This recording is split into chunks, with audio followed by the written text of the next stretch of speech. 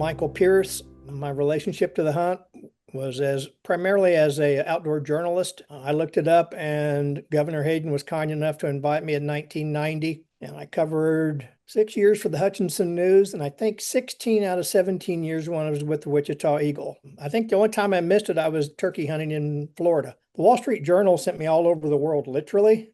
And there's only one El Dorado, Kansas, and that's because of the people. And I wrote about that before. And I mean, Kansas is a friendly place, but you walk into any of those events and you can all automatically get the small town flavor putting on a big time event. There's just so many people that were just deep into it. Rusty Patterson, Steve Seymour, Will Carpenter, John Moore, and of course, Becky, Governor Hayden, Raymond, Chris, and Betty. As you travel around, all small towns have their own flavor. And I think that flavor is set by the community leaders.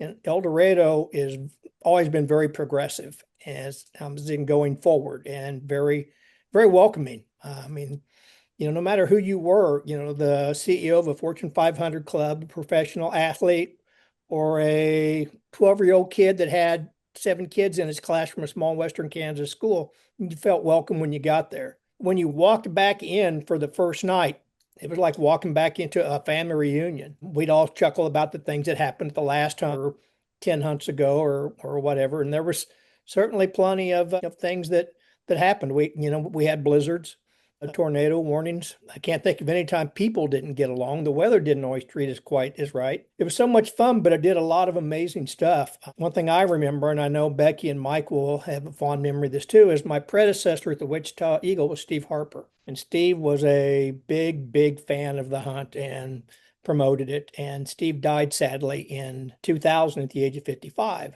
And he asked me to please sell his guns so his daughters could have some money for college. He had 3 daughters, and they weren't really totally prepared for them to go to college. And so I sold the rifles to individuals that wanted them and did pretty well getting money for the girls. But Steve's turkey gun was a side-by-side muzzle-loading shotgun. And so I asked Marv, could we please auction it off? And of course, Marv was all over it, agreed. And the bidding started at 400 or 500 and went up gradually. And I can remember it definitely got to 850 going once, which I was fine with, 850 going twice, and somebody yelled $5,000 from the back. And it was Mark Elliott from the East Coast, a very high up IBM executive, and Ed Markle from Pretty Prairie, Kansas.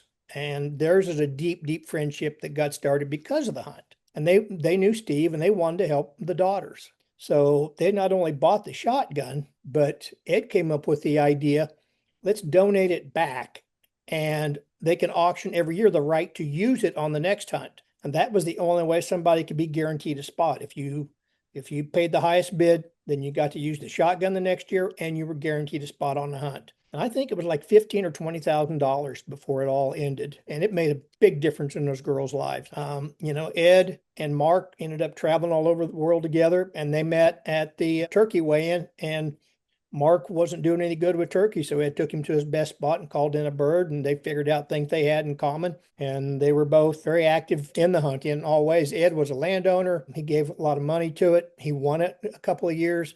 So, and again, those two guys would never have met if not for the governor's turkey hunt. And another thing is when people met, there was a different atmosphere. It's not like you meet in a boardroom or in a school or something like that. Is you're where you want to be. And you're automatically down a little bit on, your guard is down. You're already relaxed when you're there. And you do have the hunt in common.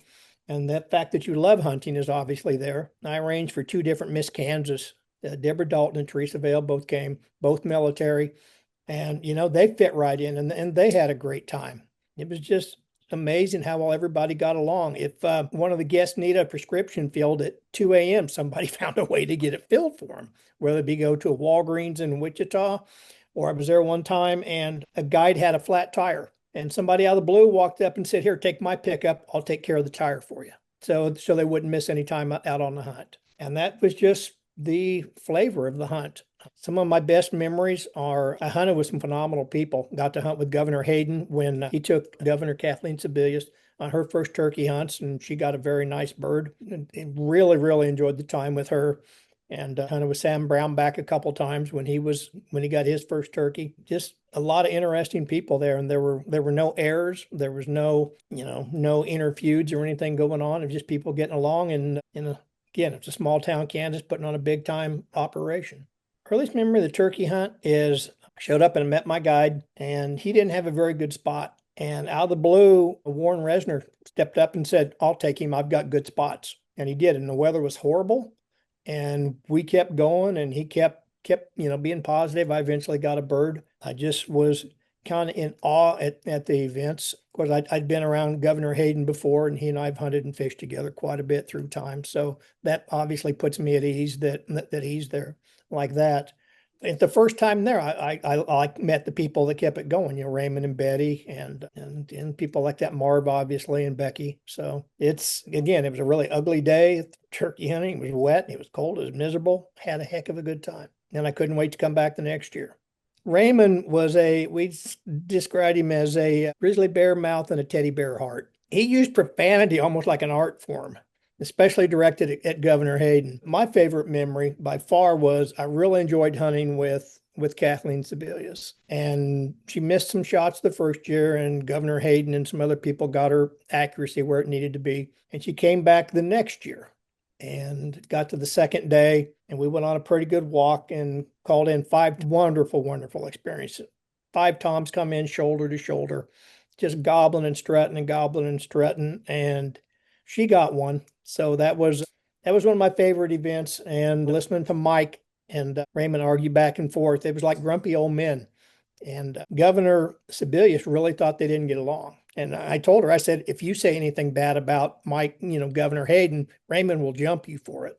So there was one day when I was one of the hunters, a guy named Doug Duncan was guiding me, and we went out, and it was raining so hard, we went out and shot a turkey somehow in an absolute downpour. And the 3 roads we tried to take to get back into El Dorado were all flooded. So we had to take about a 60-mile detour. That's one thing they couldn't control and make good for us was the weather. The event was more important to me than the hunt. Well, I guess, the hunting was a small part of it. It was getting back with the people. And I really, really enjoy seeing people from out of state come in and say, wow, this is Kansas. I've never met people like this, or they go into the Flint Hills and said, I had no idea Kansas had this much water, and they had, these beautiful hills and these, streamways that were lined with blooming red buds and turkeys, gobbling all over the place.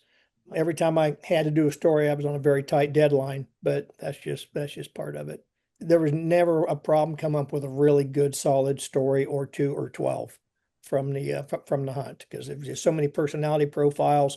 Somebody would have something funny happen on a particular hunt. It's a very unifying event, and some fast friendships are there, and it represents El Dorado very well. It's like with their clean winning sports teams at the college.